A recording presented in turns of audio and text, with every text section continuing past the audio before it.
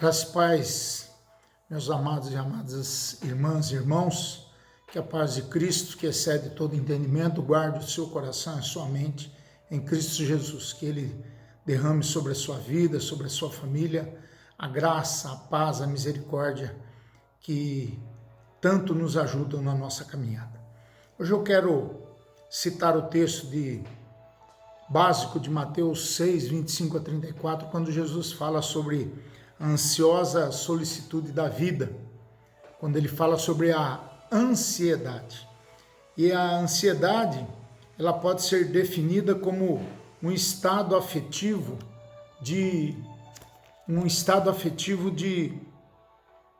em que há esse sentimento de insegurança, ou estar com a mente dividida entre dois pensamentos.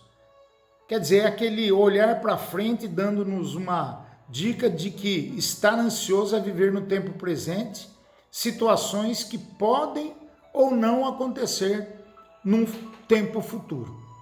O tema da ansiedade é muito tratado nas Escrituras, mas nunca foi tão falado nesses momentos onde a pandemia atinge emocionalmente a muitas pessoas, a milhões de pessoas. Nós já estamos há mais de 3 meses em reclusão, em isolamento social, e tudo isso traz uma insegurança, dúvidas, falta de esperança, de expectativa, porque nós somos humanos e como os humanos nós enfrentamos todos esses problemas, todas essas dificuldades. Então, as Escrituras dizem que a ansiedade é abordada de 2 formas. Primeiro, como um sentimento, um instrumento sadio de adaptação às exigências da vida, a todos aqueles momentos onde nós vamos experimentar viver. E, em segundo lugar, como um distúrbio, ou seja, uma aflição angustiante. Então, aí nesse sentido que a gente vê o primeiro tipo de ansiedade, que é a ansiedade normal, que é chamada de preocupação. E o segundo de ansiedade patológica, que é a doentia. Na ansiedade normal, esse tipo de ansiedade como preocupação realista, não é condenada nem proibida nas Escrituras. Esse tipo de ansiedade é um sinal de alerta que adverte sobre o perigo iminente e nos capacita a tomar decisões eficientes e agir de maneira responsável. Nesse sentido, Paulo escreveu aos 1 Coríntios, 2, carta de Paulo aos Coríntios, também em Filipenses 2, sobre essa preocupação normal pela vida e pelos acontecimentos da vida. Em segundo lugar, nós já vamos para um problema patológico, doentio. E essa ansiedade patológica é uma reação da pessoa que se sente desamparada diante de um problema, de uma situação, e fica maquinando na sua mente como sair sozinho dessa dificuldade. E na grande maioria não busca ajuda, o que é muito pior. Então há uma frustração pelo fato de não conseguir resolver o problema, que no momento está fora de controle pela pessoa.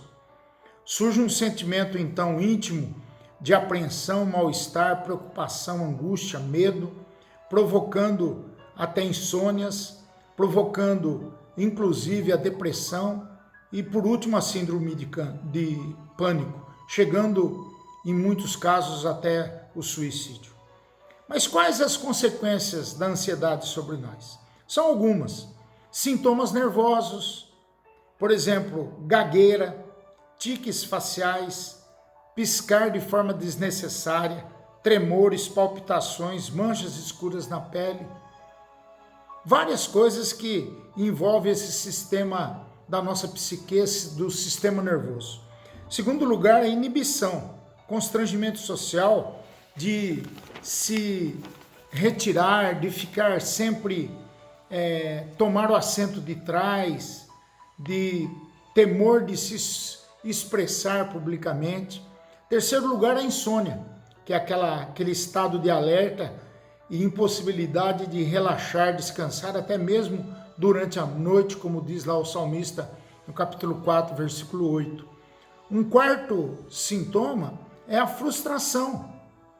impossibilidade de se conseguir algo importante na vida, se frustra e não consegue dar um passo em relação a um sonho, a um projeto, a algo grande que você quer fazer na sua vida. Em quinto e último lugar nesse sentido, a agressividade é outro sintoma também. Pode ser dirigida contra o próprio indivíduo ou contra outros, né? Às vezes para o cônjuge, para os filhos, para o patrão, para o colega de trabalho, para o irmão da igreja, por que não dizer, acontece também. Agressividade. Então a ansiedade por tempo prolongado, ela pode produzir no indivíduo esses estados patológicos de estresse e também, como eu disse, de depressão. Agora, o que Jesus diz sobre a ansiedade?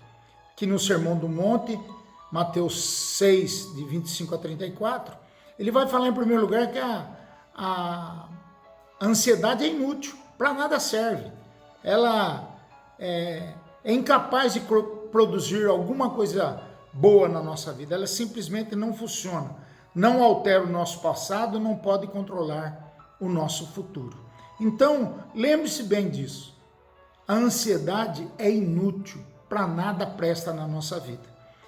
Tem um estudo feito por um teólogo, que ele diz que, teólogo e psicólogo, psiquiatra, ele diz que não há nenhum valor na preocupação. Nada faz de bom para nós. Uma pessoa normal concentra a sua ansiedade ou preocupação. É aquela concentração do medo do futuro, das expectativas, da falta de boas expectativas, que faz a pessoa se preocupar com aquilo que nem ainda aconteceu. Existe uma pesquisa que diz que em 40% a nossa preocupação ou a nossa ansiedade, a gente coloca em coisas que não vão acontecer nunca, jamais, 40%. 30% em coisas do passado que não podem ser alteradas. 12% em críticas de outras pessoas, na maior parte das vezes injustas. 10% sobre a saúde que piora com o estresse.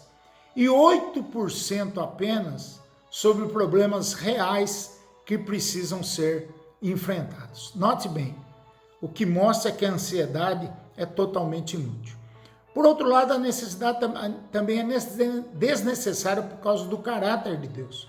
Deus prometeu cuidar de cada um de nós. Caso você lhe confie a sua vida, todos os detalhes da sua vida, Deus cuidará de você. Gosto demais daquele hino, né? Deus cuidará de ti, Deus velará por ti. Muito bonito aquele hino do Novo Cântico. Quando você era criança, pediu ao seu pai, por exemplo, dinheiro para um lanche na escola, nunca teve de se preocupar de onde viria o dinheiro. Às vezes, tinha pessoas que nem tinham para dar ao filho, né?